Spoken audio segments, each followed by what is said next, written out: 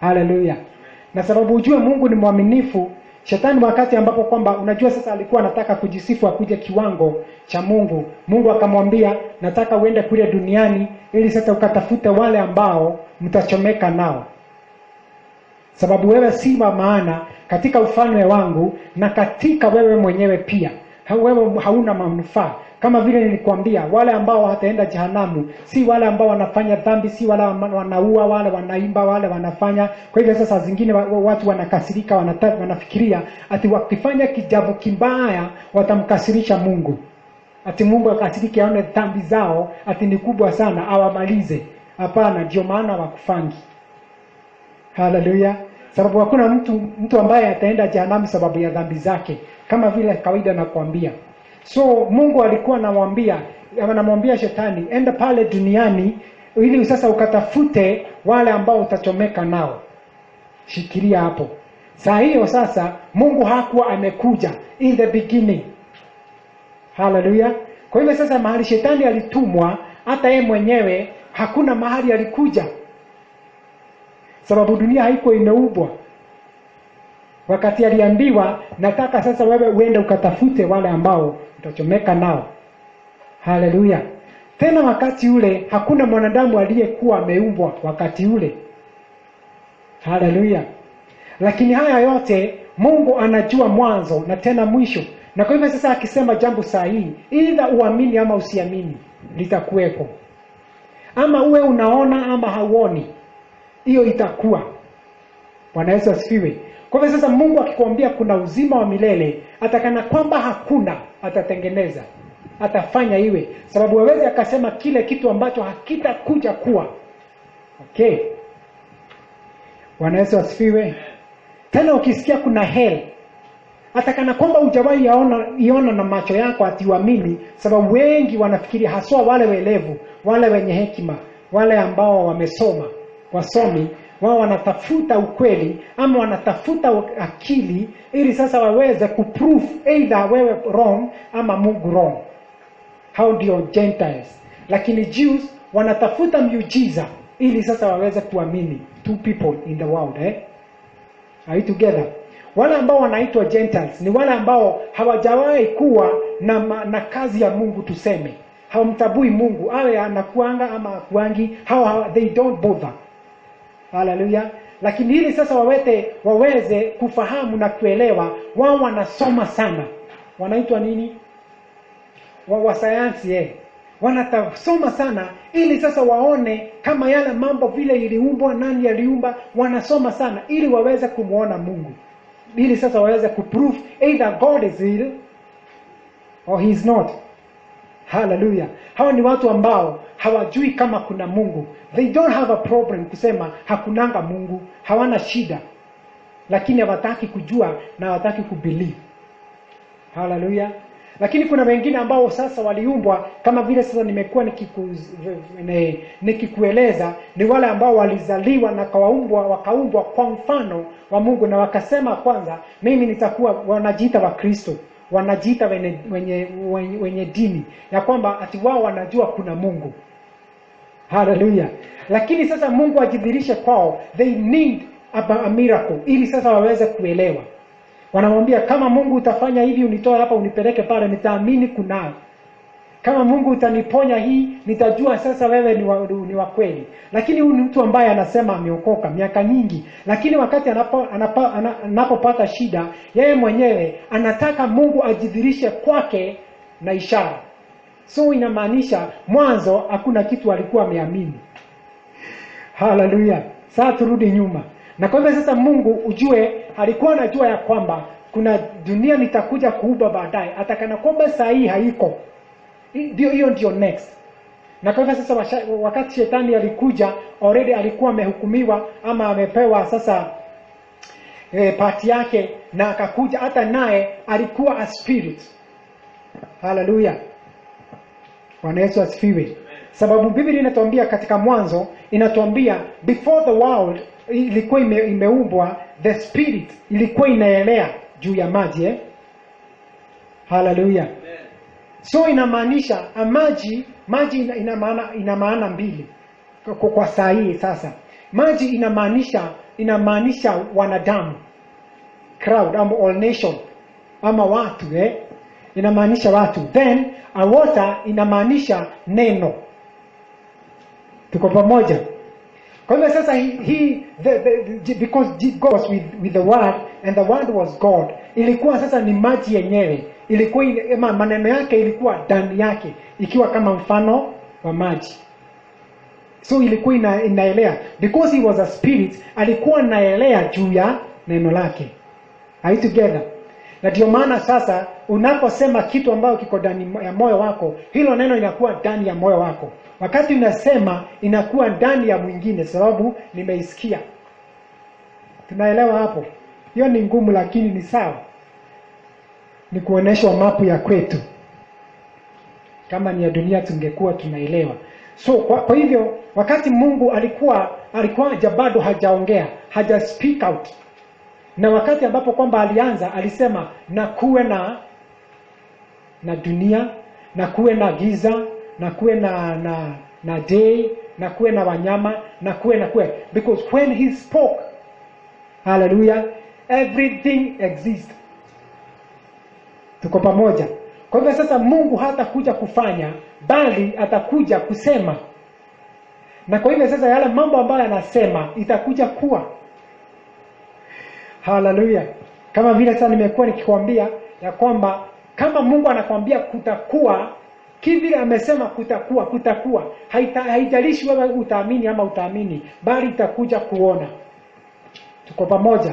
Na ndio maana sasa wale ambao nimekuambia, wale ambao ni Wayahudi ama Christians au wanatafuta muujiza ama kitu ambacho wataona, waamini ya kwamba Mungu wako.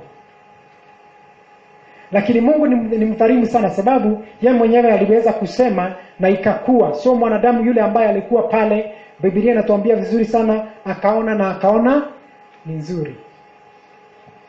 So Biblia inatuambia vizuri akafanya kazi siku ngapi? Siku 5. Hii kazi haikuwa kazi ya mikono tuseme. Yeye mwenyewe alikuwa anatumia neno. Alikuwa anasema na kuwe. Na mambo yote ambayo alisema ikue, ikawa.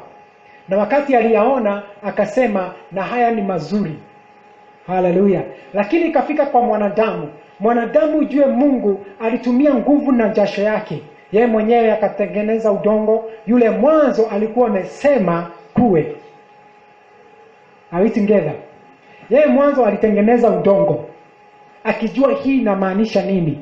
Yeye mwenyewe akachukua ile udongo ambao alikuwa amesema na iwe, akamold mwanadamu. Sasa hapa hakusema na kuwe na mwanadamu, bali aliumba mwanadamu kwa mfano wake, vile Biblia inatuambia.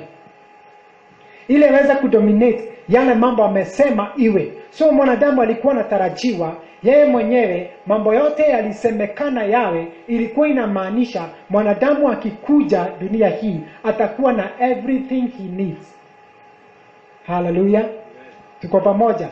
Na sababu hakuwa na akili, hakuwa na uweza, sababu warida hakuwa ameumbwa, sababu ni mfano wa Mungu, yale mambo yote Mungu anahitaji na anataka, hiyo ndio alikuwa amefanya kwanza, ili sasa mwingine akikuja ambaye anakaa kama yeye.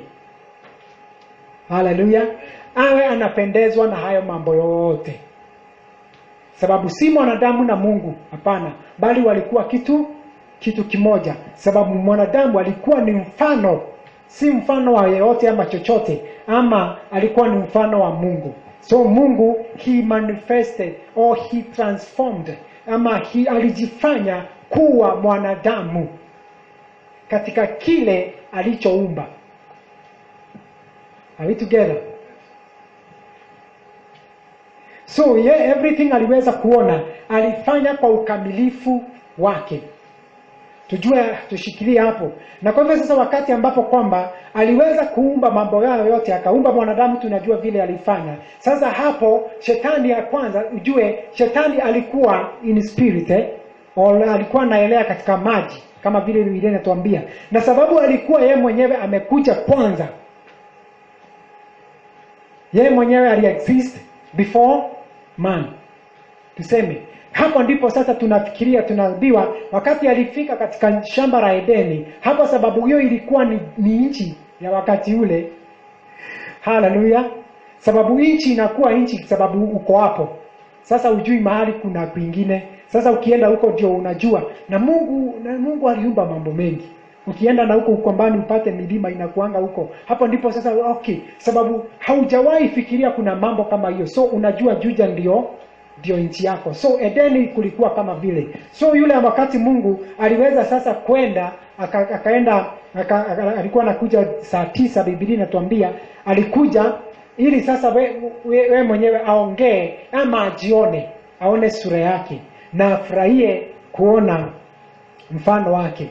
So shetani hapo ndipo sasa alikuja. Na sababu alikuwa ametumwa in a mission. Tushikilia hapo sasa So shetani alikuwa ameambiwa enda ukatafute wale ambao utakufa ama utachomeka nao. Tuseme. Haleluya. Yule mmoja ambaye alikuwa anakaa kama Mungu, mfano wa Mungu, hakuna dhambi alikuwa amefanya. Tushikilia hapo. Hakuna kitu ambacho kwamba alikuwa amefanya sababu hakuwa anajua dhambi ama hakuwa anajua utakatifu. Sababu yeye mwenyewe alikuwa ni mfano wa Mungu mwenyewe. So kwanza shetani alipata ili atafute, he was on a mission ambao aliachiliwa ama aliruhusiwa na Mungu mwenyewe. Tuko pamoja. So ile kitu ambacho kwamba Mungu aliweza kufanya, shetani akikuja atakuonesha ni kama si kamili. Akamwambia Adamu jambo moja tu ambalo sasa ni nzuri sana. Akamwambia wewe mzee ama wewe mama, ile sasa unaniambia, alimwambia msikule hii miti ambayo ni ya katikati. Hallelujah. A tree of life. Akawaambia sasa, aliwaambia msikule ili msifanane kama yeye ama msikae kama yeye. Na kama mwanadamu saa zingine, sababu ujue kiburi ya shetani, alikuwa anataka kujifanya kuwa kama Mungu Urusubuke alikuwa amejiinua, so aliweza kuja. Nikakwambia shetani yeye mwenyewe hawezi akakwambia ukweli juu hakuna ukweli, bali atakwambia uongo sababu ndani yake and his nature he's a liar. So akikuja ile sauti ama ile sauti mama aliweza kusikia ni ile ilikuwa ndani ya shetani. Sababu gani? Sababu fikira utafikiria differently, lakini sasa moyo ambao iko ndani ya moyo wako, when your mouth speak, itaongea kile kiko ndani ya moyo wako. Hallelujah. Kama wewe mwenyewe unajiinua na unajisifu sana na unajiamini sana, wakati utakapoongea utasema mimi sitakangi, mimi sitapanga, mimi napendanga, mimi. Sababu wewe mwenyewe hakuna kitu ndani yako kingine isipokuwa wewe. So shetani sababu alikuwa ni yeye, akamwambia wewe hakuna vile unaweza mpendeza Mungu kama hutakula mti wa katikati. Sasa unafaa ukule hii ili sasa ukae kama yeye. Kiburi ikafanya nini? Akagawiwa kiburi. Na sasa kama sahi, sababu tunajua wema na mbaya, kama tunajua dhambi na utakatifu, kama ni wewe, hata kama ni wewe ungeanguka pale. Sababu gani? Sababu ni nani ambaye angeweza kutaka ama kutamani kukaa kama Mungu? Wale Jews wale wa Kristo. Kila siku tunatafuta utakatifu ili tukae kama Mungu. Hiyo inatoka wapi? Itaniambia baadaye. Hallelujah. So shetani akamwambia mama, naye mama kwa fikira zake, sababu alikuwa in self ama alikuwa ye mwenyewe, hakuna kitu kingine kilikuwa, sababu ye mwenyewe hakuongelewa na Mungu, aliweza kupata mambo. Sasa shetani sababu akaingia ndani yake, akaanza kujiinua ili naye mama akatamani sana kukaa kama Mungu. The same level shetani alikuwa anatamani kuwa. Tuko pamoja? Shetani alikuwa anataka kuwa kama Mungu, akae hiyo level ya Mungu. Bali alikuwa ameumbiwa na mfano sijui wa malaika na akapewa kila kitu kiwe kinapendeza Mungu pale mbinguni. Na kwa hivyo sasa sababu alikuwa anatamani sana yeye mwenyewe aweze kukaa kama Mungu, akaweza kudanganya mama. Naye mama sababu hakuna nani ambayo kilikuwa ndani yake. Sababu neno tunasikia halikuwa limeingia ndani yetu. Tukumbuke pale. Akataka na akatamani sana kukaa kama Mungu. Yeye mwenyewe kwa nia nzuri, kama vile sasa saa zingine tukitumbu dhambi, tukikuja kuokoka, tukiacha dhambi, tukingangana, tunataka tumpendeze Mungu. Bali si eti tukae kama yeye, bali atubariki. ili sasa mambo ya dunia hii ambayo kwanza nilikwambia aliumba mwanzo ili mwanadamu afurahie, ili sasa tuweze kupata. Sababu Mungu anaangalia moyo wako, haangalii nia yako. Sababu kila kiko ndani ya moyo wako, hicho ndicho utaweza kuongea. Wengi wanakuja wasikufe, wanaokoka ili waweze kumpendeza Mungu, waweze kumtumikia, ili sasa Mungu aheshimu, Mungu awatambue. Hakuna mtu ambaye anakuja ili sasa yeye mwenyewe ategemee nguvu na mamlaka ya Mungu kwa niaba yake. Kila mtu anatamani yeye mwenyewe ajifanyie. Kama ufanye kazi yako, ukule jasho yako, tumaanishe kila mtu anatamani vile. Mama kagawiwa, hata mzee bado alikuwa pale. Wakati walikula, hapo ndipo sasa walikuja kujua mambo mazuri na ubaya. Hallelujah. Hapo ndipo waligundua wako uchi. They have nothing. Hallelujah. Bwana Yesu asifiwe. Kwa hivyo sasa wakati ambapo kwamba shetani aliweza kujiinua, Biblia inatuambia aliambiwa enda duniani ili sasa ukatafute yule ambaye utachomeka naye. Wakati sasa aliongelesha, sababu Biblia inatuambia Mungu wakati alikuwa anakuja saa 9, hakuwa anaongea na mwanadamu bali walikuwa wanakaa naye. Lakini wakati shetani alikuja aliongelesha mama. Tunaambiwa vile. So ndio maana saa hizi tunaambiwa, nikienda mbele yangu nikakwambia the faith comes by hearing, not reading. Hallelujah. By hearing. So yule mtu ambaye alikuwa ni wa kwanza kuongelesha mama alikuwa ni shetani. Anijue shetani alikuwa being, alikuwa spirit wakati ule. Na ndio maana saa zingine na kila wakati saa hizi shetani anatamani sana wewe na kudanganya, anaingia ndani yako ili aweze kuingiana na watu, ili aweze kufika mahali. Hallelujah. Na ndio maana saa zingine ukiona wachawi wanakuanga na hiyo nguvu, wanaweza sasa kuja kwako, lakini shetani hawezi akakuja in spirit. Hawezi akafanya kitu, hawezi akaweka zile vitu wanawekanga. Hakuna vile anaweza weka mark. Hakuna vile, sababu anatamani kila mtu amwekee madhabahu. So anakudanganya kwanza, anaingia ndani yako. Hallelujah. Sababu akiwa spirit hawezi kufanya mambo wanadamu ambayo anafanya. Ni sawa. So huyu mama kama vile the same, shetani alifurushwa naye mama akafurushwa shamba la Edeni. Hallelujah. Bwana Yesu asifiwe. Na ndio maana kila wakati and every time na uchunguza maisha yako na nia zako, wakati ambapo kwamba unatamani sana kukaa kama Mungu ili umpendeze, hiyo ndio wakati wako unaanza kuanguka. Hallelujah. Unakuta kwamba hapo ndipo unachichunguza, unaona ya kwamba ni kweli ninatamani sana kukaa kama Mungu, lakini ninakunywanga, lakini ninafanyanga umalaya, ninaibanga, ninadanganya, unajichunguza wewe mwenyewe. Hapo sasa unafurushwa kutoka the presence ya Mungu. Na ujue ya kwamba wakati huko unafikiria vile, hapo ndipo ulikuwa umejipata umeokoka. Hakuna kitu ambacho kwamba unaweza eleza. Nani anaweza eleza mimi ndio niliamua nikakuja kuokoka? Tulijipata. Hallelujah. Wakati tulijipata juu Mungu alituvurusha ama alituvuta kwake, sababu alikuwa na nia nzuri ili sasa tumrejeree.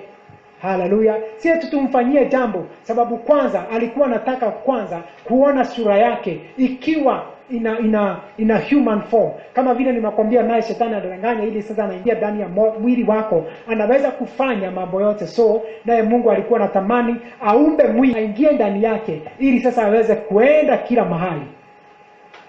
Are we together? Ili akaweza kuona na kufurahia nguvu zake na mamlaka yake na maubile yake. Sababu saa zingine wakati tunaona maua inatupendeza. Wakati tunafanya jambo tunaona ni kweli na hiyo iko sawa, na tunaisifu sana. Tuko pamoja. So kabla sasa Mungu aingie ndani yetu in form of word, shetani akakuja kwanza. Na aliingia ndani ya mama aje kwa kumuongelesha. Naye Mungu alikuja akatuongelesha. Na ukumbuke wakati Mariamu, sasa sitaingia hapo juu, hiyo sasa saa zingine itaharibu. Lakini sasa wakati ambapo kwamba walifurushwa, waliambiwa sasa wakaenda kuexplore another world. Hallelujah. Not hell. Sasa shetani alikuwa na mmoja ambaye amepata mmoja ambaye sasa amemdanganya na akavurushwa nje. So alikuwa anazaa, alikuwa anajua anazaa. Sasa alikuwa anajua nikishika huyu mtu mmoja, hapo sasa kile atazaa kama mimi. Hallelujah. Not only in form of word, but in form of flesh. Hallelujah. Bwana Yesu asifiwe. Na ndio maana tunajua wakati alizaa mapacha Cain na Abel, Biblia inatuambia vizuri sana, mmoja akaua ndugu yake, the manifestation of the word of the devil. Hallelujah. So alijua ya kwamba kila kile ambacho kwamba kitazaliwa, huyu ni mmoja tu, lakini nikimshika huyu sasa ataweza kuzaa na atajaza dunia. So nitakuwa in form of many images. Hallelujah. Na nitaweza sasa kuenda dunia yote, na nitaweza kudominate, na nitaweza kutawala, na nitakuwa kuwa mfalme katika dunia hii. Nami nikae kama Mungu, nimuoneshe hata kana kwamba alinitupa, hata kana kwamba alinifurusha kwake, hata mimi naweza muonesha niko na nguvu ya kufanya mambo kama yale alifanya. Na ukumbuke kwanza, ni nani alianza hayo mambo yote? Mungu akaumba mwanadamu, shetani akaimba, akataka kutumia the same alikuwa anataka kutumia mbinguni. Dunia yote ni Mungu alikuwa ameumba, na shetani alikuwa anataka kujitawala na kujisifu kwa yale mambo Mungu aliweza nini? Aliweza kuumba. Hebu nikifikiria hapo nikuulize, kama shetani ni kweli aliweza kufanya vile, alafu sasa fikiria Mungu reverse maneno yake. Hallelujah. Hebu fikiria Mungu reverse maneno yake. So kile kilikuwa kinaonekana wakati Mungu aliweza kuongea, kilimanifest. So kama angereverse yale maneno, hakuna kitu kingekuwa pale, hakuna dunia ingekuwa pale. Lakini Mungu akaweza kureverse yale mambo, sababu nia yake alikuwa anajua, mimi yale nimefanya na nimesema siwezi nikarekebisha, na siwezi nikarudia, na niwezi kanirudia bure. So nitakuja kutimiza ile nia ambayo ilikuwa pale. Bwana Yesu asifiwe. Hapo ndipo sasa Biblia inatuambia kwamba wakati kwamba mama alianza kuzaa na mtoto wake waliweza kuzaza dunia. Hallelujah. Aliambiwa sasa uchungu utapata ukizaa, naye mzee uchungu utapata ukitafuta kufindi nani? Sababu umetoka katika presence yangu. Haukumtamani, sababu Mungu hakuwa anaongelesha Adamu, alikuwa anaongelesha shetani. Sababu shetani ndiye alikuwa ndani ya yule mwanadamu. Na kama vile sasa Biblia inatuambia vizuri sana, wakati mama aliumbwa na hakuzaliwa, bali aliweza kuumbwa na Mungu kutoka ubavu wa Adamu. Biblia inatuambia wakati ambapo kwamba mnalala na mtu mnakuwa kitu kimoja. Mama akilala na mzee wanakuwa nini? One flesh. Si tunaambiwa vile. So Eve na Adam wakakuwa kitu kimoja. So si kumaanisha Eve na Adam waliwadanganya ama walikosa. Wakati Mungu anaongea kwa singular, anasema kuhusu mtu mmoja. Anaongea kuhusu Adam, haongei kuhusu Eve. Sababu gani? Sababu Adam ndiye aliweza kulala na huyu mama wakakuwa kitu kimoja. Hallelujah. So Mungu hakuna vile anaweza blame kama vile sasa tunakuanga na blame. Isipokuwa ni fulani, ni nani alidanganya, ni nani. Mungu hakuangi na blame. Hallelujah. Bali anafuata neno lake aweze kulitimiza, sababu kama ndiye alifanya, yeye mwenyewe kuwa responsible na kile alifanya. Bwana Yesu asifiwe. So hivyo ndivyo sasa waliendelea na wakajaza dunia. So hawakujaza dunia a form of God, an image of God. Walijaza dunia an image and a form of the devil. Tuko pamoja? Na hapo ndipo sasa Mungu wakati sasa alimwambia enda ukatafuta wala utachomeka nao. Already Mungu alikuwa amemalizana na nini? Na ulimwengu. Si unakumbuka pale? So wakati aliwafurusha, Biblia inatuambia vizuri katika lile lango aliweka zinaitwa nini? Swords. Zinaitwa mapanga mawili ya moto. So kutoka ungetoka, lakini kurudi haungerudi, sababu ungekatwa na yale sasa maneno na yale nini, na yale mapanga, two-edged sword, ambao sasa it's a fire. Hallelujah. Biblia inatuambia vizuri sana in Peter, inatuambia a word of God, or the word of God is a two-edged sword. Hallelujah. Ambayo sasa inakata kuili, ambayo inagawanisha nyama na mifupa, ambayo inagawanisha mifupa and maru tunaita nini kwa Kiswahili? Bone marrow. Hallelujah. Sikumbuki vile inaitwa. Hallelujah. Tuko pamoja. So si kitu ambacho kwamba tunaweza sema ilikuwa ni shamba. Hapana, bali ilikuwa ni neno. So akaweka neno lake, akasema that word nimeifikisha hapo kwa muda. Hakuna mtu ambaye ataweza kuja kwangu ama niende kwake. Hallelujah.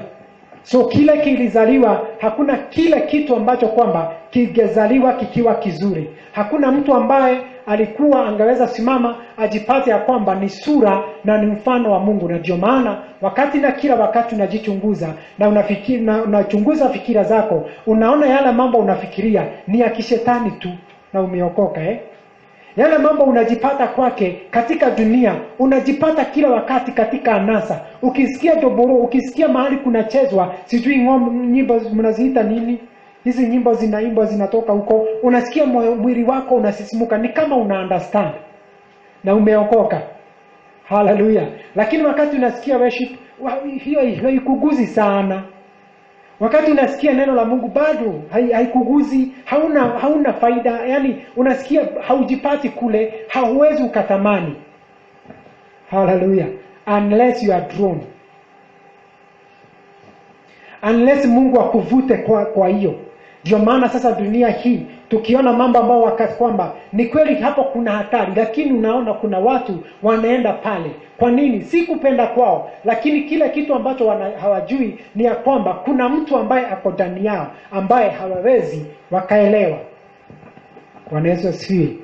Ndio maana sasa nikwambie, hakuna mtu ambaye anatamani kufanya vitu vizuri. Mwili wako unajiingiza katika mambo ya anasa, mambo ambayo ni mabaya. Fikira zako vile unafikiria, moyo wako ukiguzwa na mtu, unasikia tu kumuua, sababu yule ambaye aliingia ndani yako, aliingia in the beginning. Hallelujah.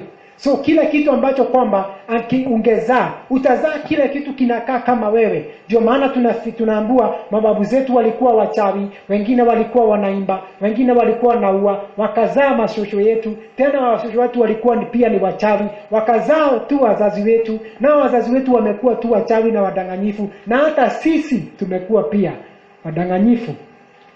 Tunafikiria nini? Ati tunaweza kumkemea shetani? Hapana. So in the beginning, hayo mambo ndivyo ilianza. Tuko pamoja? So wakati Mungu anakuja kwetu sasa in form of word, yeye mwenyewe anaongelewa kwetu. Anakuta yule mama ambaye alikuwa in that generation ya nani? Ya devil Lakini kile devil alikuwa nacho, kile kinaweza semekana ati ni cha shetani. Yeye mwenyewe kumbuka, siye aliumba, siye alianza, ni kuimba aliimba in form of kudanganya, deception alitumia maneno ya kweli, si madanganyifu. Shetani nikwambie, his nature is a liar. So wakati anakwambia uongo, si eti anakudanganya, anaongea kitu ambacho kwamba kina represent So hakuna mtu ambaye anaweza sema ati nilidanganywa na shetani. Hallelujah. Na ndio maana saa zingine wanda watu ambao wanafanyiwa deliverance, sijui mwanadamu ana negotiate na devil kwa nini? Ikiwa ni shetani yako ndani yake na anaongea na huyo mtu, si ni kumaanisha anamdanganya, anaongea uongo. So his nature is a liar. Kudanganya kwa shetani, hiyo ni normal, anakuanga vile. So wakati ambapo kwamba hatuwezi tukasema tulidanganywa, kuna mmoja ambaye aliumbwa akadanganywa. Nikuulize sasa, kama yule ambaye aliumbwa na mfano wa Mungu alidanganyika, na je wewe ambaye umezaliwa? Sisi nikwambie, sisi hatukuumbwa. Nani anaweza believe hivyo? Sisi hatukuumbwa na mtu. Hallelujah. Nirekebishe, in our generation Sisi ambao sasa, sisi mama zetu, shosho yetu na wao wengine, hakuna mtu ambaye aliumbwa, tulizaliwa. Haleluya. So hivyo sasa tuseme ati tumeumbwa na mfano wa Mungu? Hapana. Sisi tulizaliwa na mfano wa nani? Wa shetani. Okay. Kile shetani kwanza aliiba. Na Mungu hakushika hapa na mamlaka, nguvu na mamlaka akamkemea. Hapana. Sababu Mungu alifanya jambo moja ambapo kwamba yeye mwenyewe kile ambacho kwamba kimeumbwa, ili sasa nikuje nikiongeleshe, kikubali, kiamini maneno yangu, mimi nitaweza kurekebisha the nature. Mimi nitaweza kutimiza mapenzi yangu ambayo nilianza mwanzo. Yeye mwenyewe kwanza alikuja. Sasa yule ya kwanza alipata Kaini na Abel. Nani aliambiwa akatafute? Aliambiwa wawili, kujeni muniletee sadaka. Ni Mungu ananiambia. So wao wenyewe obedience haikuwa ni obedience. Tufikirie vile wao kwa wenyewe, sababu mmoja alienda akaleta boga jasho yake, mwingine alienda akaenda kwa kuchaka, na mtanikumbusha ni nani, akakuja akaleta yule buzi ama dama inaitwa buzi soara Saa hiyo zilikuwa kichakani, sababu hakuna mtu ambaye, jamii hazikuwa zimeanzishwa. So polisi aliogethaka so alienda akaleta yeye mwenyewe. Wawili wale waliletwa, na nafikiria nitamalizia hapo ili sasa nisiingie kwingine, tutaendelea siku nyingine. So wao wenyewe wawili, ujue sasa hawa ni watoto wa Adamu. So hawa si wale waliumbwa, bali ni wale walizaliwa. Akaambiwa na Mungu. So Mungu anakuja kule si kwake, bali anakona imani ya kujua mimi ndiye nilianza hapa. So kama ile ambaye niliumba ilifail, let sasa nijaribu na ile imezaliwa. From one glory to another, one level to another. So Mungu akakuja akajua mimi ninaamini na nilikubali kile niliumba kilishindwa. So hata nipate kile ambacho kwamba kimezaliwa. Akapata Kaini na Abel, akawaambia sasa, because you are my nature, serving me or doing what I want, ni mimi mwenyewe. Juu kwanza nilitamani nikasema nakue. So siwezi nikaenda kando na neno langu. Mmoja alienda akaleta swara, mwingine akakuja akaleta maboga. Biblia inatuambia vizuri sana, yule alileta boga hakukubalika. Yule ambaye alileta buzi alikubalika. Kwa nini? Haleluya.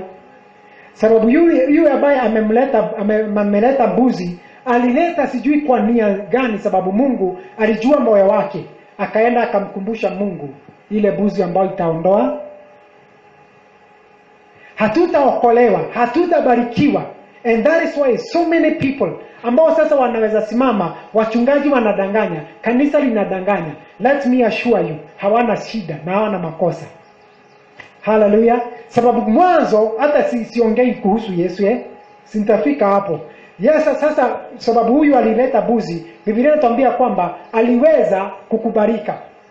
Na kama alikubalika, huyo wa boga hakubuka. Sababu anakuambia, Mungu anatuonesha hatubarikiwi sababu ya matendo yetu mazuri. Tunabarikiwa sababu ya kutegemea mwingine. Huyo ambaye alileta mbuzi alitegemea baraka kutoka kwa mnyama ambaye sasa ako hai. Naye huyo ambaye ameleta mboga anaweza atafikiria nimembariki sababu ya jasho lake. Na ndio maana wengine wanasimama wanasema kula jasho yako lakini Mungu anatubariki. Wengine wanasema atakana kwamba Mungu atakubariki lazima ufanye kazi. Si wanasemanga vile? Because in our nature kufanya kazi ni kawaida, sababu hata tunasisimua misuli. Kwa hivyo sasa kufanya kazi si kumaanisha ni Mungu amekuamrisha. Hapana. So hiyo ni mambo ambayo ni ya dunia, naongelea kuhusu mambo ya ufalme. Kwa hivyo sasa Biblia inatuambia vizuri sana, yule ambaye alikosa kukubalika alimuua yule ambaye alikubalika. Ni Kaini alikili nani? Abel. Haleluya. Kwa hivyo sasa Mungu kwanza amepata yule ambaye sasa ni mzaliwa wa mwanadamu. Sinaitwa a son of man, not son of God. Inaitwa a son of man. So nikwambie sisi hatukuumbwa tulizaliwa. So wakati Mungu anakuja kwa kwetu, hakuji kwa yule ambaye aliumba. Alikuja kwa yule ambaye alizaliwa na mwanadamu. Na kama alizaliwa na mwanadamu, tabia zake na nia zake ni baya. So Mungu akikuja kwa yule mtu ambaye ni nia zake na nature yake ni mbaya, I expect kupata yule mwanadamu ambaye alizaliwa akuwe mzuri. Are you together? So hakuji kumaliza, hakuji kuua, hakuji kufanya yale mambo. Ni sawa. So hiyo inatuleta mpaka sasa tunafika. Huyo sasa nafikiria Abel, sababu alikufa, Mungu aliishi kutafuta mwingine ambaye anakaa kama yale, sababu anajua ile ya kwanza niliumba, yule ambaye niliumba wawili. Kumbuka pale, niliwaumba wakiwa wawili, lakini hakuna mtu ambaye aliniamini. Akapinga shetani kama Eve ampinge na huyu, lakini kile kilizaliwa wawili, nimepata mmoja. So in God there was a hope. Kuredeem kile alianza So hawa wawili, so inamaanisha katika wale ambao wameumbwa, kuna wale watakataa na kuna wale ambao watakubali. So ikafika akapata Abraham sasa. Mahali sasa our faith started. Tuko pamoja pale.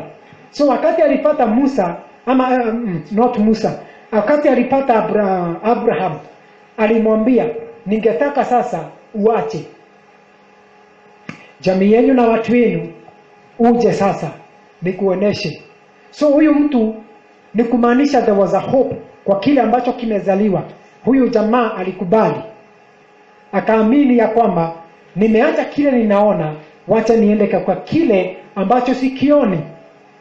There was a hope in this man kukosa kuacha kile ambacho wanaona, sababu kama ukisikiza ushuhuda wa baba yake, kulikuwa na mazao mengi sana.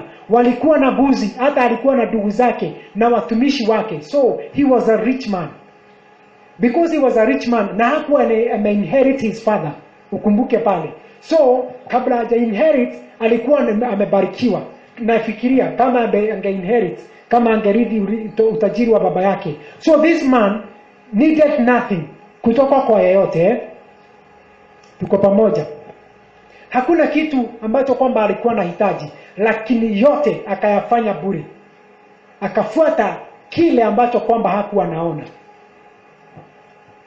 So even if we are sinners, even if kwa vile matendo yetu, tabia zetu, fikira zetu ni mbaya, still there is a hope in God.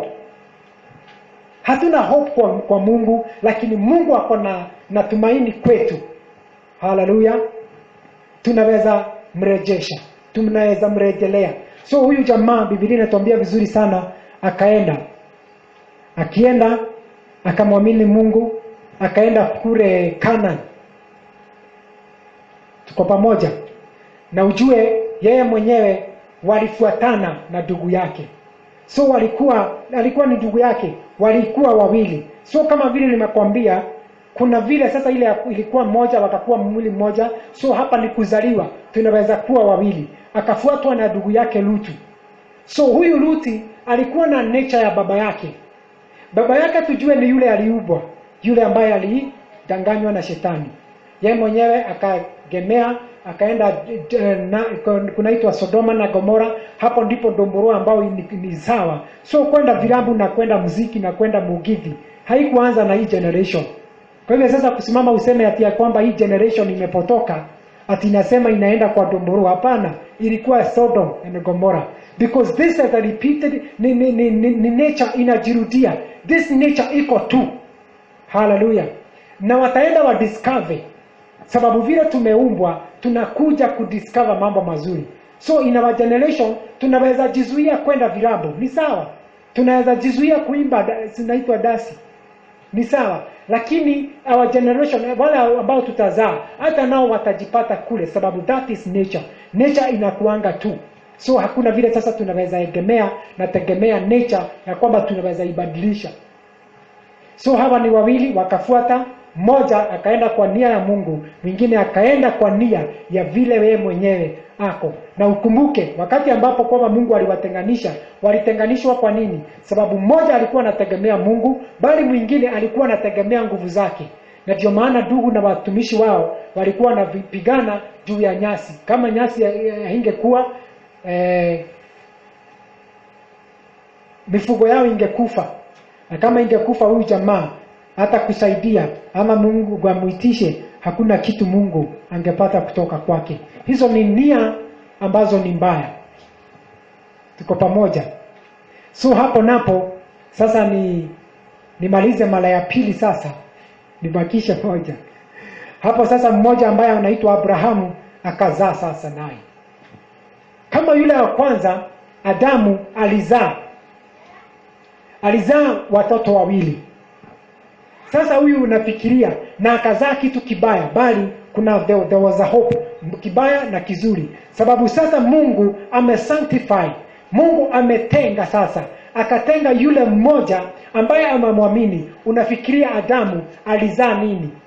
Alizaa imani. Hallelujah. So anyone who believe in God, everyone who believe in Jesus Christ, his father is not Adam. His father is Abraham. Hallelujah. So huka yako ni Abrahamu. Na ndio maana unakuja na that line. Ni kweli sasa mili yetu, nia zetu, akili zetu tunafikiria mambo mabaya, hata hali na mahali tunakaa, hata saa zingine tunajipata tunaongea vibaya, kama tumefanya dhambi. Bado there was a hope. Sisi bado tunafikiria kwenda kanisani. Tunafikiria kwenda kumwabudu Mungu. Bado kuna huo wakati ambao tunatenga. That means your father is Abraham. Sababu bado kulikuwa na ndugu yetu ambaye tumezaliwa nao. Lakini kwamba hata kana kwamba utawaenda uambie Yesu anakupenda, hiyo wanashindwa ni nini? Hawana hiyo. Sio kumaanisha shetani ambaye ndio anadanganya. Hapana. There is something in them that testify that they are sinners. They are like that. Hallelujah.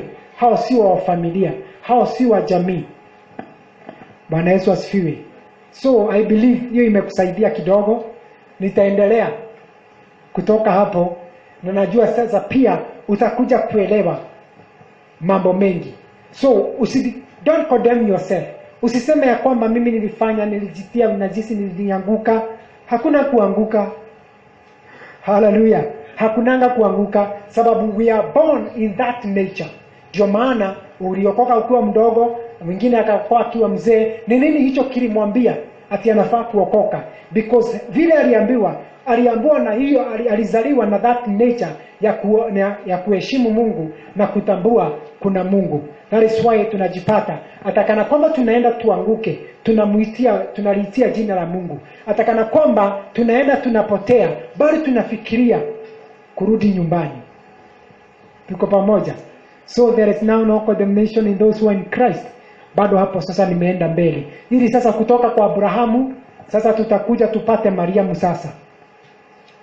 Mahali ya sasa wakovu, wakati Mungu aliturejelea.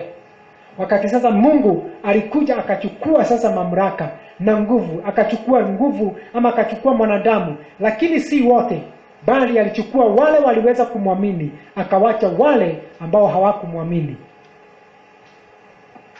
Sawa.